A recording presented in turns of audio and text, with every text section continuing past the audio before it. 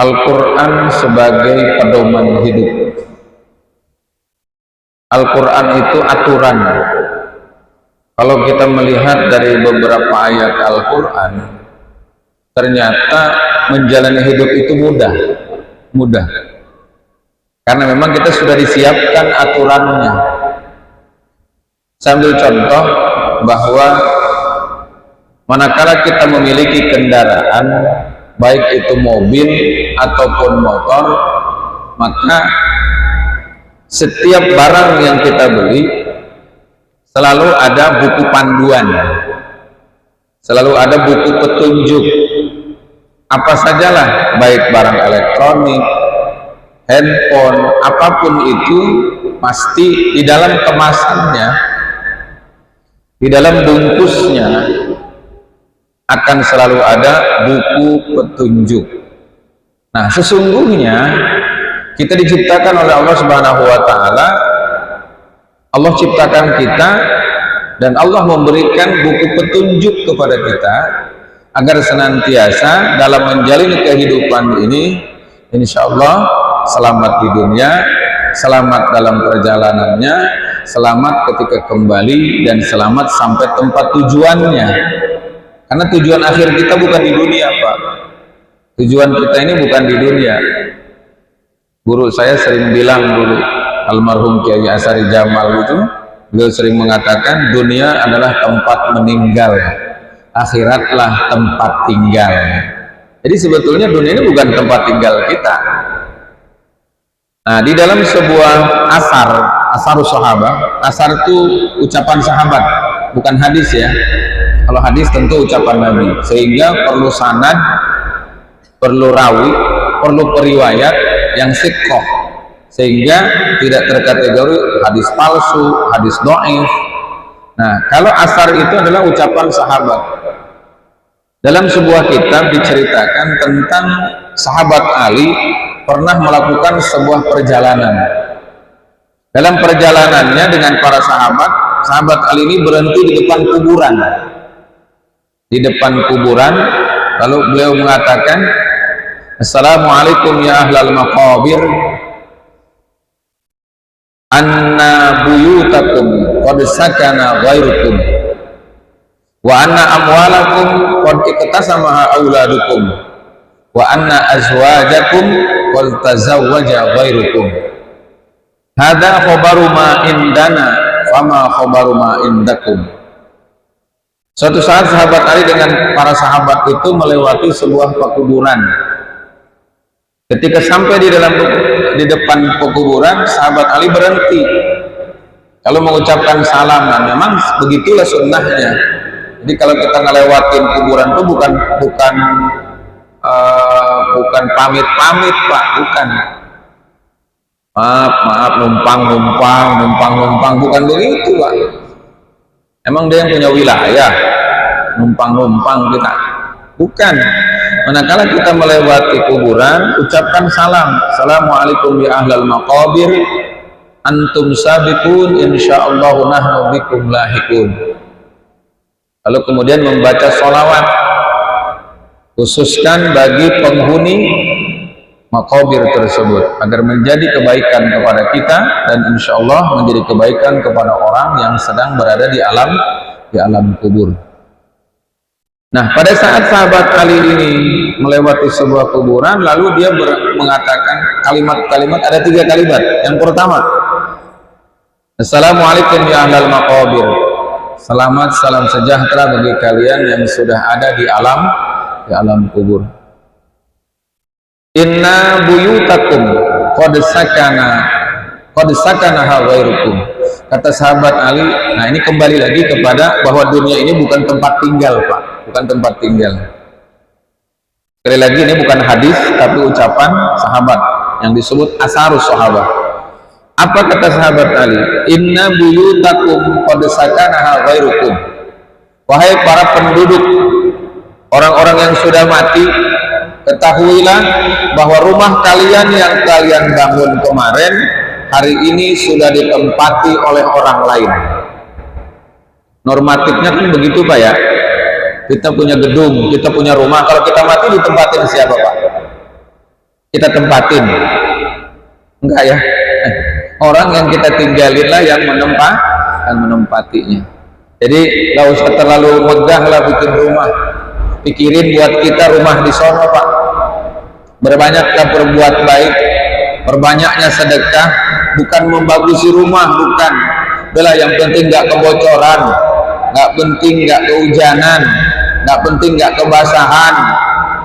Biarkan sajalah sifat normalnya saja. Punya rumah, tempat berteduh dari tempat panas dan tempat berlindung dari tempat yang dingin. Itulah fungsinya sebuah rumah.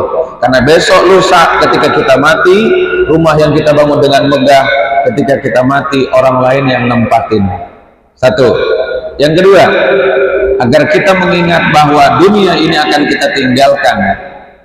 Dunia bukan tempat tinggal, melainkan dunia adalah tempat meninggal. Akhiratlah tempat tinggal kita yang abadi, betah atau tidak, baik atau tidak. Manakala kita sudah kembali ke alam asal kita, maka kita tidak mungkin bisa kembali lagi ke alam dunia.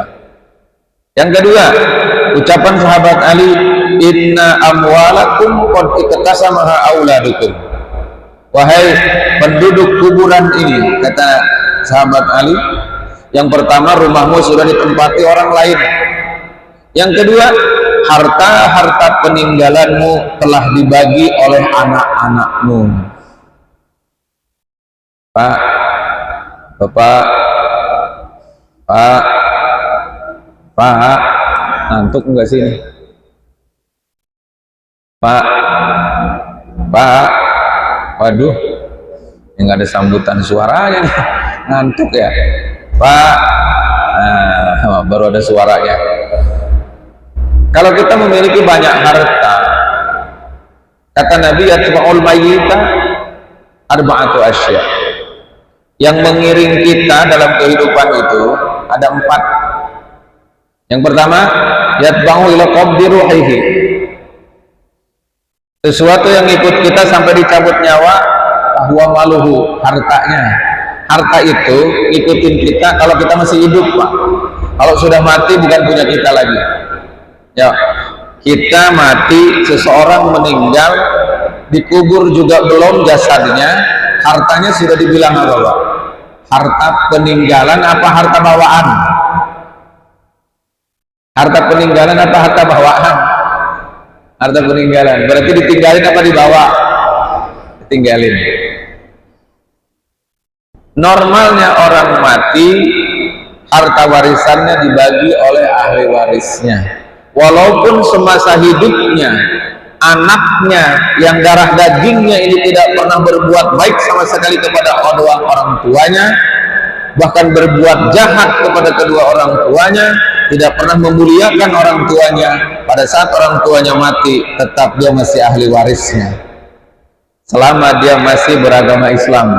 Karena putus warosah kalau sudah tidak berakidah Islam. Bapak Ibu yang dimuliakan Allah, kalau kita tidak mendidik anak-anak kita, kemungkinan besar mereka hanya mengharapkan harta yang kita cari, belum tentu mereka memikirkan kita pada saat kita mati. Yang ketiga, ucapan sahabat Ali yang disampaikan kepada para sahabat yang mengikut pada saat itu, innama azwajakum qad zawwaja ghairukum. Yang pertama, rumahmu sudah ditempati orang lain, hartamu sudah dibagi-bagikan anak-anakmu. Yang ketiga, istrimu, suamimu telah menikah lagi dengan orang lain. Terus kita bisa ngapain, Pak? Pak, kalau kita udah mati bisa ngapain? Bisa mempertahankan yang katanya istrinya cintanya sehidup semati? Enggak ya? Normalnya manusia, dan itu tidak salah selama tidak melanggar aturan. Jadi kita yakinilah dunia ini bukan punya kita, bukan tempat tinggal kita. Maka di dunia ini segera berusaha kumpulkan bekal karena kita pasti pulang. وَبَشِّرِ الصَّابِرِينَ الَّذِينَ إِذَا أَصَابَتْهُم مُّصِيبَةٌ قَالُوا إِنَّا inna lillahi wa inna ilaihi raji'un. Bapak Ibu, raji'un itu kalimatnya isim fa'il, ma'rifah, tentu dan pasti, bukan kalimat nakirah.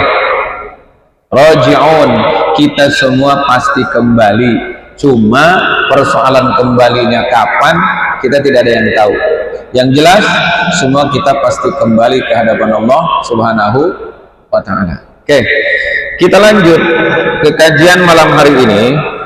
Tadi prolognya aja Pak, itu baru prolognya aja udah 10 menit, ngajinya bisa 2 jam nih. Yang penting kuat aja, bisa sampai jam 5 nih. Bapak Ibu yang dimuliakan Allah Subhanahu wa ta'ala, Quran adalah guidance, Quran adalah aturan, Quran adalah way of life, tatanan kehidupan Al-Quran. Jadi manakala kita ingin hidup bahagia, cobalah berkomunikasi dengan yang punya urusan. Kalau kita menginginkan sesuatu, maka harus nanyanya sama ahlinya Pak. TV kita rusak, ngomongnya ke siapa? Ke tukang servis TV ya, jangan ke material Pak, nanti bisa hancur. Kita kalau mau hidup, mau damai, hidup kita mau enak, maka komunikasi sama yang punya kehidupan. Siapa? Allah Subhanahu wa ta'ala. Maka bagaimana caranya kita berkomunikasi dengan Allah? Baca Quran Pak, baca Quran. Surah 35 ayat 29, persyaratan hidup Anda bahagia dan tidak pernah bangkrut ada 3. Dan di ayat-ayat yang lain, di surah 19 ayat 31 dan 32, terdapat 4 macam atau 4 ciri orang yang akan diberkahi oleh Allah Subhanahu wa ta'ala. Nah, bagaimana kita akan melakukan mengarungi kehidupan ini dengan kebahagiaan, sementara yang punya kebahagiaan nggak pernah ditemuin? Al-Quran ini sekali lagi Pak menjadi aturan hidup kita. Babak kehidupan kita ini semua diatur sama Al-Quran. Dari mulai urusan pribadi sampai urusan keluarga, tatanan keluarga, tatanan masyarakat terkecil dan tatanan masyarakat tertinggi dan terbesar dimanapun mestinya ikut dengan aturan Al-Quran. Dan beda Pak aturan Al-Quran sama aturan manusia. Mama, aturan manusia itu banyak menguntungkan sebagian, banyak merugikan yang lain. Contoh Pak, dalam Al-Quran itu ketika seseorang mencuri, wa katabna alaihim fiha annan nafsa bin nafsi wal aina bil aini wal anfa bil anfi wal udhuna bil udhuni was sinna bis sinni wal juruha qisas. Surah Al-Maidah ayat 45 ya. Allah Subhanahu wa ta'ala menjelaskan bahwa hukum Quran itu hukum yang paling adil Pak. Manakala orang menghilangkan nyawa, hilangkan lagi nyawanya. Orang menghilangkan hidung orang, hilangkan lagi hidungnya. Ngilangin telinga, hilangin lagi telinganya. Impas ya, impas. Itu hukum yang paling adil. Wasinna bisinni, ada orang giginya ditonjok, dipukul, rontok 2, rontokin 2 lagi Pak. Jangan dikasih bonus. Rontokin, pertama dirontokin 2, balas dendamnya hilang 5. Nggak boleh. Seperti apa yang kita sedang alami hari ini di negeri yang tidak mau taat kepada aturan Al-Quran, aturannya semaunya sendiri ya Pak. Kalau aturan Al-Quran, kalau nyolong tangannya dipotong. Kalau di kita jujur dipotong hukumannya, bukan dipotong tangannya ya, dipotong masa tahanannya. Belum lagi nanti kalau Agustus ada gerasi dan sebagainya gitu ya, ya nggak Pak? Dan aturan Allah itu adil bagi semua orang. Wa katabna annan nafsa bin nafsi, aku sudah catatkan, aku sudah tetapkan, Al-Quran bilang bahwa setiap orang yang menghilangkan nyawa maka balasannya nyawa. Satu contoh begini, naudzubillah, kalau kita kehilangan seseorang karena dibunuh orang, lalu yang bunuhnya ketangkep, apa kata kita, Pak? Ampuni sajalah, biarin. Apakah bunuh lagi lah? Manusiawi enggak? Bapak Ibu yang dimuliakan Allah Subhanahu wa taala, tidak ada hukum yang lebih hebat daripada Al-Qur'an. Maka sampai kapanpun tatanan kehidupan dari mulai terendah sampai tertinggi, kalau tidak menjalankan Al-Quran, yakin tidak mungkin subur makmur gemah ripah loh jinawi, itu tidak mungkin. Itu hanya hayalan belaka. Bapak Ibu yang dimuliakan Allah Subhanahu wa taala, Al-Quran itu sekali lagi di dalamnya terdapat aturan. Guidance kita sudah ada dalam Al-Quran. Nah, yang pertama saya ingin sampaikan bahwa di dalam Al-Quran surat 17 ayat 23, kewajiban kita adalah menyembah Allah Subhanahu wa taala, dan ada urgensi yang kedua. Hidup itu yang pertama adalah harus bernilai ibadah, karena kita diciptakan oleh Allah ini harus bernilai ibadah. Wa ma khalaqtul jinna wal insa illa liya'budun. Sesungguhnya aku tidak ciptakan manusia dan jin kecuali harus beribadah. Nah, di dalam surah 17 ayat 23 Allah katakan, jadi sekali lagi begini Bapak Ibu, kalau kita pengen paham kehidupan, komunikasi sama yang punya masalah, baca Quran. Ya, tapi saya nggak paham Ustaz, Al-Quran itu kalau saya baca cuma bunyinya doang, saya nggak pernah paham. Bapak Ibu nggak usah khawatir, yang namanya Al-Quran, kalaupun Anda tidak paham, kalau sekarang sih kalau mau memahami gampang sebetulnya, banyak Al-Quran terjemahan Pak. Kalau Anda mau paham, maka setiap kali Anda baca, dibaca juga terjemahannya, akan nanti selama makin lama makin meresap dalam hati kita. Quran, kalaupun Anda tidak paham, bahkan dalam hadis Imam Baihaqi, orang yang membaca Al-Quran terbata-bata, kepleset sono, kepleset sini, makhraj hurufnya belum benar, mereka tetap dapat kebaikan. Berbeda dengan baca HP. Baca HP itu kan Pak, kudu ada datanya, kudu ada pulsanya, yang ada pusing dulu kita. Mau dibaca, datanya habis, isi kuota dulu. Al-Quran setiap kali dibaca akan memberi solusi. Di ayat 82 surah 17 Allah sampaikan bahwa Quran itu menjadi penyembuh, dan Allah sampaikan, wa nunazzilu minal Qur'ani ma huwa shifaa'un wa rahmatun lil mu'minin wa la yazidul zalimina illa khasara. Wa nunazzilu minal Qur'an, unik Pak bahasa Quran itu. Wa nunazzilu, dalam ilmu bahasa turun itu ada dua, di antaranya ada dua bahasa yang artinya turun itu ada dua, anzala, nazzala, atau tanazzala. Harus dipahami dulu kenapa Al-Quran mengatakan wa nunazzilu, berarti tanazzala, artinya dalam Al-Quran itu berangsur-angsur terdapat penyembuh. Jadi nggak sekaligus Bapak kalau mau baca Quran, pengen sembuh, punya penyakit apapun bisa sembuh Pak dengan baca Al-Quran. Yang penting continue. Wa nunazzilu minal Quran.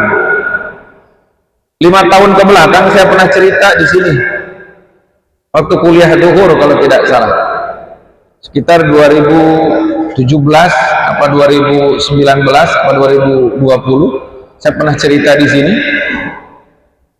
bahwa ada seseorang, ketika saya menguraikan ayat 82 surah 17, dia nangis ngerangkul saya dan dia bisikan di telinga saya, Ustadz, sayalah orang pertama malam hari ini meyakini bahwa Quran itu penyembuh, dan Anda tadi sudah sampaikan bahwa Quran itu penyembuh bukan obat. Kenapa saya katakan penyembuh bukan obat? Karena obat belum tentu menyembuhkan Pak. Kalau sembuh itu pasti sembuh Pak, tapi kalau berobat belum tentu obat itu menyembuhkan bro. Satu contoh, ada 2 orang yang penyakitnya sama, konsumsinya obatnya sama, yang satu sembuh, yang satu lewat budi dharma.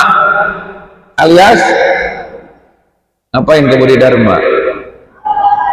Ya kalau datang sendiri berarti belum mati, kalau udah diantarin orang sudah mati. Nah, ketika selesai lalu beliau merangkul saya dan dia katakan, saya yang meyakini ayat yang antum tadi sampaikan. Lalu saya balik nanya, emang kenapa Bapak kok bisa bilang saya yakin bahwa Quran itu menyembuhkan? Ternyata beliau ini diuji oleh Allah stroke ringan selama 3 bulan Pak. Stroke ringan, bukan stroke belanja Pak, bukan. Kalau stroke belanja mah udah berat ya, stroke mah biar ringan juga bahaya tuh.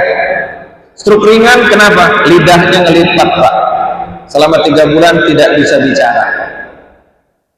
Lalu saya bilang, loh Bapak sekarang bisa ngomong, bisa ngobrol dengan saya. Itulah keajaiban Al-Quran Ustaz. Saya selama 3 bulan saya berusaha berobat ke dokter terapis. Kata dokter terapis, Bapak harus belajar baca, minimal baca Quran.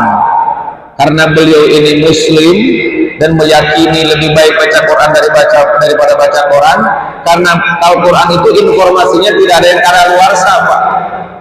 Mau dibaca hari ini, mau dibaca tahun depan, informasinya tetap tepat dan akan sesuai dengan zaman kapanpun. Tidak ada ayat yang kadaluarsa, tidak ada Pak. Oh ini mah ayat udah nggak kepake sekarang mah. Enggak juga Pak, semua ayat Al-Quran fil mustaqbal wal hal wa fil madiyah, di masa yang akan datang, di hari ini, dan di masa yang sudah lampau, Al-Quran tetap berlaku. Lalu apa yang beliau lakukan selama stroke? Setiap hari dia katakan, saya baca Quran Ustaz, walaupun hari pertama, pekan pertama belum ada suara yang keluar, tapi tetap saya paksakan dalam hati saya tetap baca Al-Quran. 3 bulan dia lakukan, sekarangnya sehat walafiat, balik lagi. Jadi penyakit apa yang tidak bisa disembuhkan sama Al-Quran? Persoalannya saja yang kita nggak sabar. Kita pengennya cari obat, cari penyembuh lewat Al-Quran seperti mengkonsumsi obat. Al-Quran itu seperti herbal Pak, alami. Herbal itu tidak langsung berarti kita konsumsi langsung sembuh, oh tidak. Berbeda dengan obat kimia, bukan sembuh Pak, cuma meredakan saja. Di akhir peristiwa, di akhir apa yang kita lakukan, manakala obat-obat itu kita konsumsi terus, maka akan ada efek yang lainnya. Tapi Al-Quran sama seperti barang yang diciptakan oleh Allah secara alami. Penyakit apapun yang kita derita, bahkan ada sebuah penelitian, ayat-ayat Al-Quran mampu mematikan kanker-kanker, sel-sel yang membahayakan dalam tubuh kita, dan mereka sel yang tumbuh dalam tubuh manusia akan bunuh diri kalau orangnya selalu membaca Al-Quran. Yakin Pak? Yakin Pak? Udah berapa juz sampai malam ini? Jangan jawab 3 juz Pak, juz apel, juz tomat, aduh, juz mangga, itu mah bukan juz Pak, juz. Ya, usahakanlah minimal 1 hari 1 juz. Caranya gimana Ustaz? Gampang, kita banyak waktu yang terbuang Pak, banyak waktu yang terbuang. 10 menit saja setelah habis sholat, insya Allah 29 hari ke depan kita sudah selesai 30 juz Pak. 2 lembar setelah sholat duhur, 2 lembar bukan 2 halaman. Kalau 2 lembar itu berarti depan belakang, alias 4 halaman. Habis subuh 4 halaman alias 2 lembar, habis duhur 2 lembar, habis asar 2 lembar, habis maghrib 2 lembar, habis isya 2 lembar, maka 1 hari Anda sudah dapat 1 juz lebih. Maka di hari ke-29 Ramadan minimal Anda sudah menamatkan 30 juz. Siap? Mulai dari sekarang, kalau kemarin belum, lebih baik terlambat daripada tidak sama sekali. Karena amalan kita punya kita, amalan orang tidak akan pernah berpengaruh buat kita. Begitu juga amal kita tidak mungkin dibalaskan kepada orang lain. Kalau orang lain sehari baca Al-Quran 1 juz, kita sama sekali nggak baca, yang rugi bukan orang lain. Bapak Ibu yang dimuliakan Allah Subhanahu wa taala. Masih ya? Masih terus. Sampai jam berapa? Masih? Saya mah tinggal dikasih isyarat aja. Jam 5 juga nggak apa-apa. Apalagi ada Pak Haji, ntar yang ngongkosin Pak Haji kalau sampai jam 5. Oke, kita lanjut. Sekali lagi, Al-Quran adalah ghaibun. Al-Quran ada aturan, tatanan kehidupan. Jadi bagi kita yang mau mengarungi kehidupan dengan cara sukses, maka lapor dulu sama yang punya. Siapa? Makanya di surah 35 ayat 29, cara agar hidup kita tidak bangkrut, yang pertama komunikasi dengan Allah lewat baca Al-Quran. Innal ladzina yatluna kitaballahi wa aqamus salata wa anfaqu mimma razaqnahum. Ada 3 cara agar Anda hidupnya tidak bangkrut. Bukan cuma sukses, Pak. Orang sukses banyak, tapi banyak juga yang bangkrut ya. Ayat Al-Quran ini mengajarkan ijaratan lan tabur, perniagaan yang tidak akan pernah bangkrut. Yang pertama, yatluna kitaballah. Komunikasi dulu sama yang punya lewat baca Quran. Kita diciptakan oleh Allah, sekali lagi tadi ada buku aturannya. Buku aturannya dibaca dong, Pak. Kalau kita punya mobil, punya motor, kita beli mobil motor kan ada buku panduannya, Pak. Berapa kilo nih mobil harus ganti oli, ya? Betul apa betul, Pak? Hidup kita juga sama, Pak. Periksa Qurannya. Jangan-jangan ada yang kurang dalam kehidupan kita. Mengatasnamakan cari nafkah, mengatasnamakan cari rezeki, yang punya rezekinya nggak pernah ditemuin. Ya, Pak. Kita pengen seneng, hidup kita pengen bahagia, tapi yang punya kebahagiaan nggak pernah ditemuin. Gimana kita mau dapat? Baca Al-Quran itu menenangkan, Pak. Saya mau curhat dikit nih sebelumnya. Suara saya saat hari pertama sampai hari ke-10 itu tiap malam ngimamin Pak Haji, ngimamin sama ceramah tiap malam. Durasinya kadang 30 menit sampai 45 menit. Dari mulai ceramah, bahkan kalau ceramahnya 20 menit ditambah sholat tarawihnya setengah jam, hampir 1 jam. Hari ke-10 suara saya habis. Suara saya habis, serak, batuk. Saya berpikir, ini caranya bagaimana? Dengan obat dari dokter sudah tidak mempan, berobat sana, berobat sini nggak mempan. Ternyata saya dilupain sama Allah. Hari ke-12 saya baru sadar, ternyata ada obat yang kelewat karena suara saya serak, Qurannya 2 hari nggak dibaca. Setelah itu saya lakukan baca Al-Quran dan saya paksakan suara saya kembali di hari ke-15. Cuma 3 hari, Pak. Suaranya kembali lagi. Masih enak kan suaranya? Masih enak apa enggak? Kalau enggak udahan nih. Enak ya? Masih enak, masih diterusin. Keajaiban Al-Quran, Pak. Barang yang diciptakan Allah semakin dipakai justru malah semakin hebat. Ya, Pak? Kalau bikinan manusia, motor makin dipakai terus dipaksain, ya lama-lama bonyok, Pak. Suara saya dipakai baca Quran kok malah balik. Itulah keistimewaan Al-Quran. Saya sering komunikasi sama orang rumah. Ingatkan saya kalau merasa tidak nyaman dengan sesuatu yang saya rasakan, ingatkan saya baca Al-Quran. Jadi kita ini harus saling mengingatkan, Pak. Istri itu jadikan alarm, ya, Pak. Kita juga menjadi alarm istri kita, saling mengingatkan. Hidup itu fungsinya saling mengingatkan. Bahkan kita, saya dengan Bapak Ibu sekalian di hadapan Allah sama, Pak. Tugas kita hanya saling mengingatkan. Saya bukan orang hebat, saya bukan orang seperti yang dibayangkan mungkin. Oh, kalau Ustadz mah amal baiknya banyak. Belum tentu, Pak. Belum tentu. Di hadapan Allah kita sama. Bapak Ibu dengan saya bedanya, Bapak duduk di bawah, saya di bangku. Bapak Ibu dengerin saya yang ngomong. Besok-besok ya ada juga orang yang ngomongin saya. Dan konsep hidup selalu saya pegang. Dimanapun kita hidup, konsep hidup sederhana. Inna likulli ahadin mubghidun wa muhibbun. Gak usah terlalu pusing dalam hidup itu. Karena hidup, setiap manusia yang hidup, ada yang suka, ada yang benci. Konsep hidup sederhana, Pak. Gak usah maksain orang pengen senang semua sama kita, gak usah. Gak bisa. Dan tidak mungkin orang membenci kita semua. Sederhana gak konsep hidup? Yang bikin susah tuh kita kadang-kadang. Kenapa sih ini orang gak suka banget sama gua?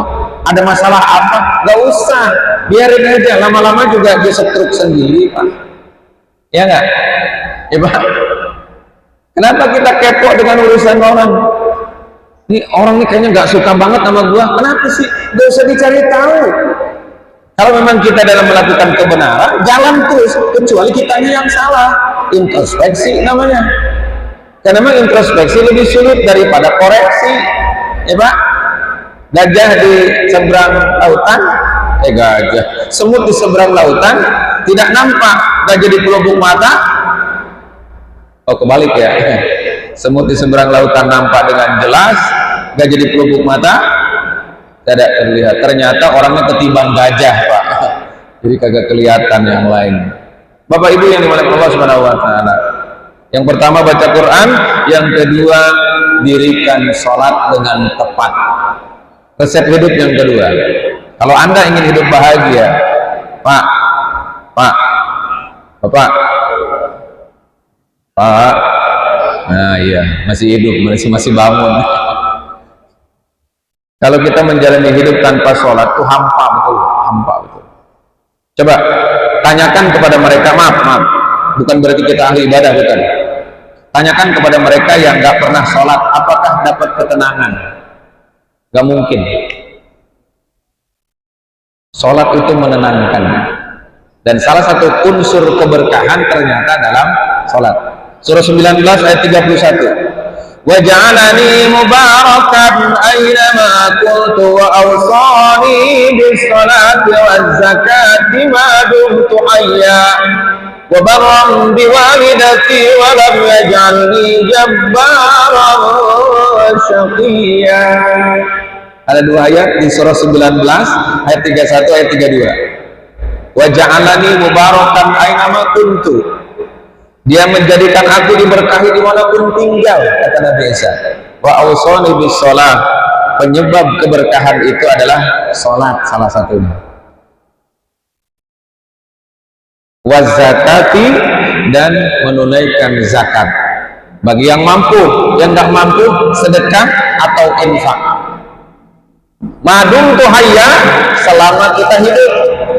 Karena sholat dan zakat diwajibkan bagi orang hidup. Kalau udah mati disolatin, bukan sholat. Ya Pak? Pak, ada orang mati sholat? Nggak ada. Makanya kalau lu males sholat, mati aja udah. Biar kagak sholat, disolatin sama orang. Ya Pak? Kata Nabi, sholat itu kalau bisa berdiri, faqaidan.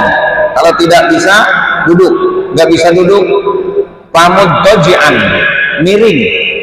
Fa'ilam takdir, pamustalqiyan. Nggak bisa telentang. Fa'ilam tasti, fabi isyaratin. Nggak bisa dengan isyarat.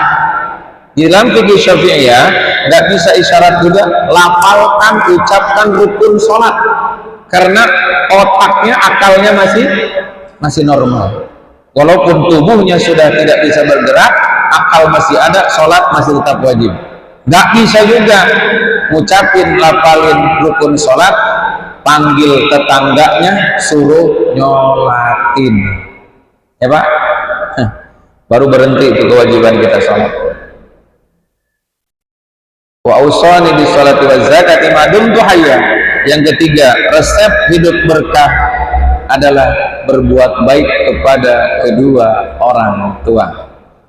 Bapak Ibu, urgensi berbuat baik kepada kedua orang tua dalam Al-Quran terlalu banyak ayat-ayatnya yang menyebutkan tentang ayat muqaranah.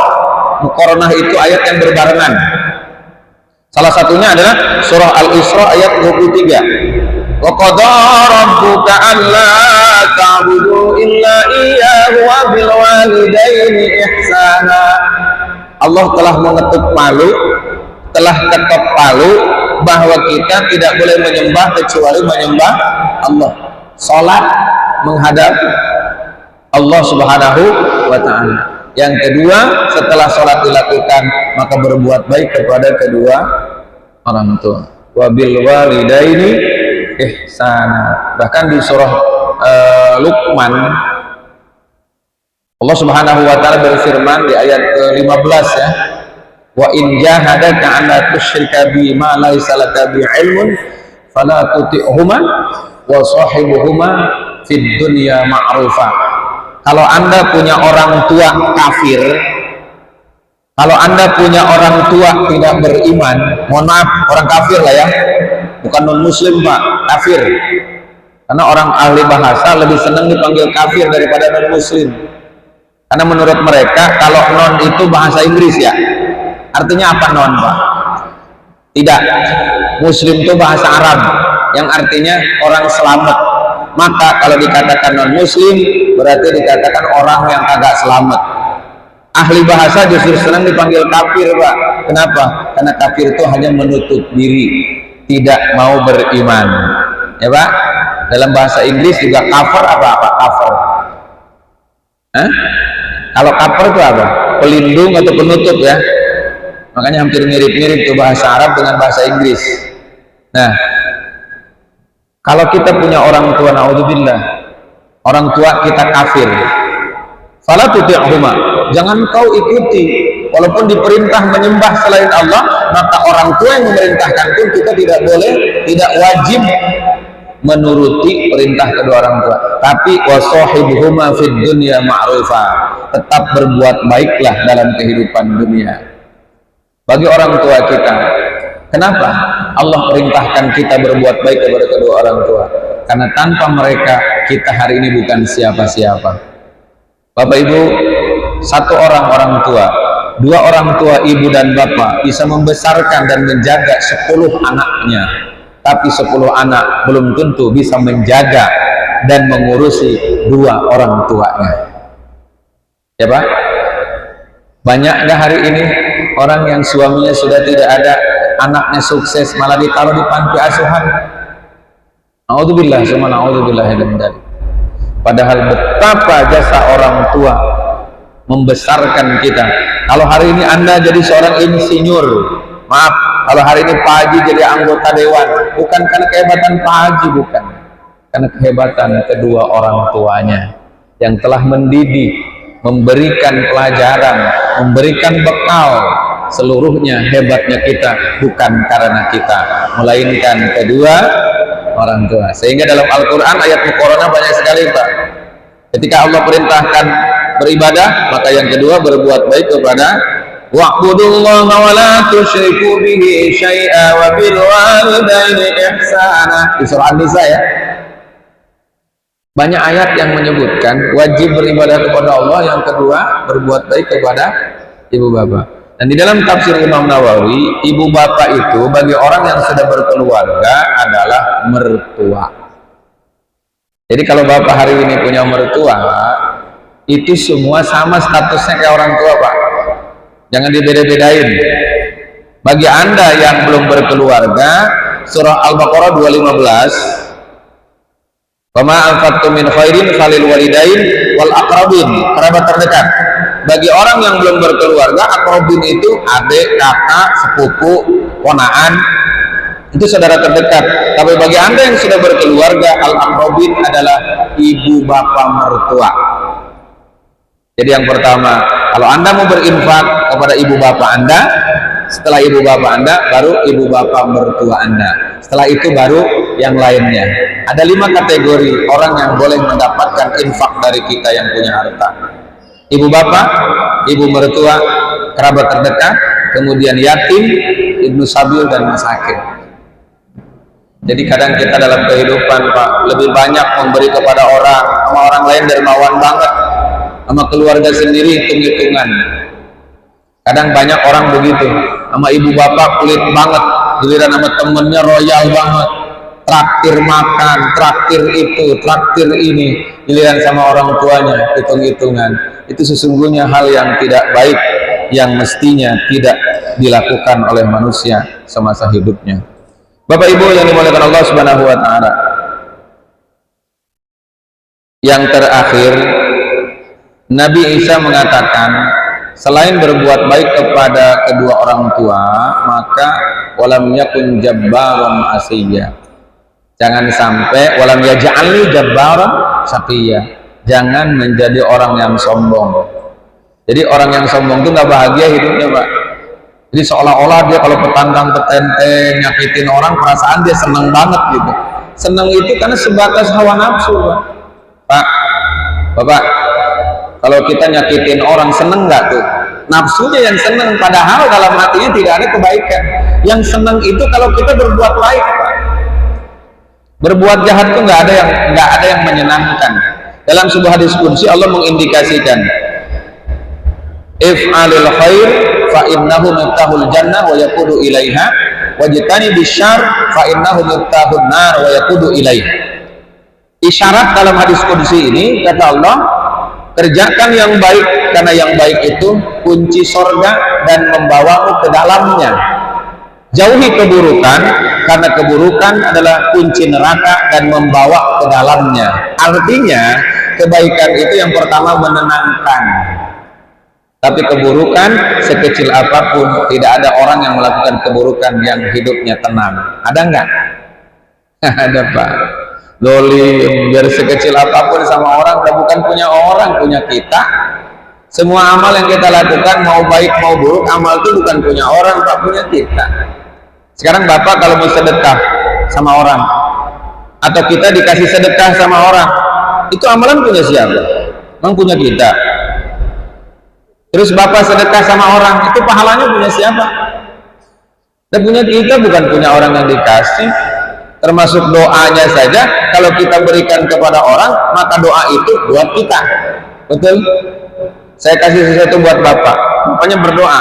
Berdoanya ngedoain diri sendiri apa ngedoain saya? Ada orang yang dikasih, Pak, ini sedekah dari saya ya Pak. Terus berdoa, ya Allah, mudah-mudahan rezeki saya nambah. Kalau nggak ditabok orang, nggak tahu diri banget, ya Pak. Ya, kalau ada seseorang yang kita kasih, doanya buat siapa? Kan buat kita. Semoga Bapak sehat, panjang umur, gitu ya. Semoga Bapak diberkahi. Karena kita berbuat baik. Jadi kalau kita nerima, bukan punya kita, apa amalan itu?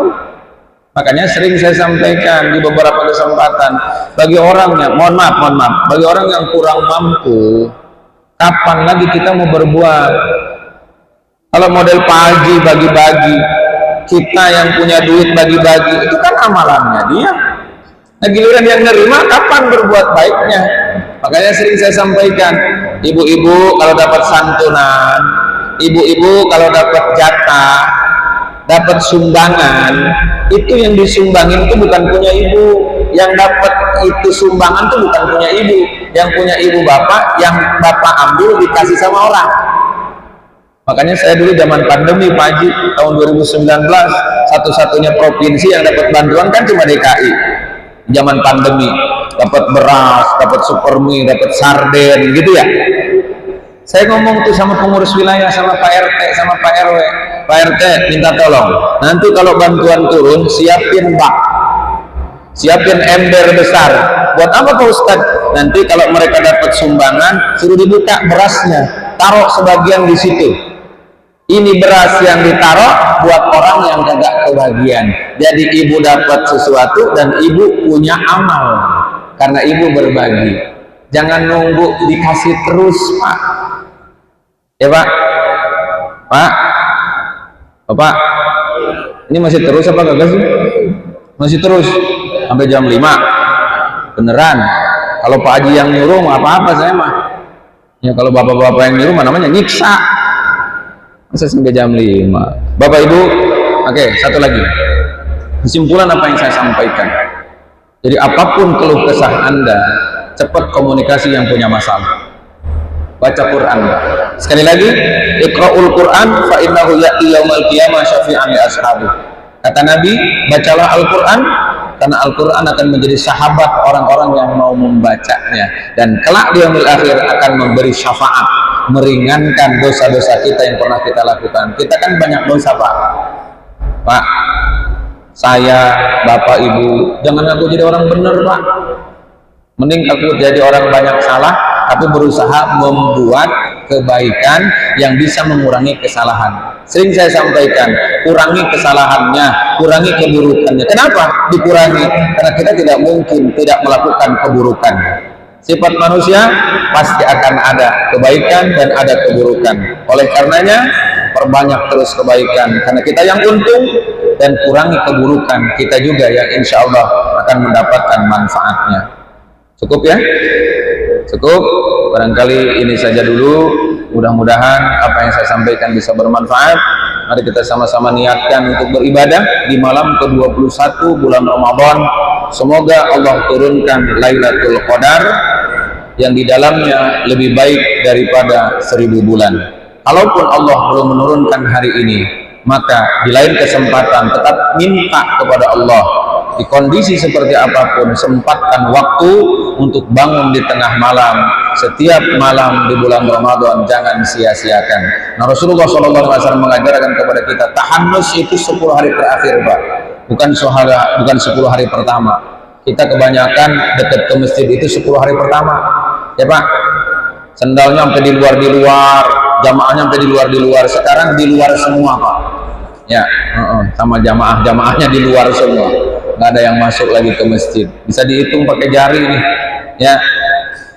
Bapak Ibu, mudah-mudahan manfaat. Semoga apa yang saya sampaikan menjadi pengingat bagi saya pribadi dan pengingat juga bagi kita semua, bahwa apa yang disampaikan Al-Quran semuanya adalah kebenaran, dan apa yang kita baca di dalam Al-Quran insya Allah akan menjadi penyembuh, menjadi solusi bagi hal dan persoalan-persoalan hidup yang tidak atau belum terselesaikan. Sekali lagi saya ingatkan, jangan lewatkan baca Al-Quran setiap hari. Kendati pun kita banyak kesibukan, maka sisipkanlah waktu, karena kita kelak akan menyesal di akhir kemudian manakala kita hanya mengusahakan urusan dunia tapi urusan akhiratnya terbengkalai. Hadanallahu wa iyyakum ajma'in. Billahi ridha wal inayah wa nafa minkum. Assalamualaikum warahmatullahi wabarakatuh.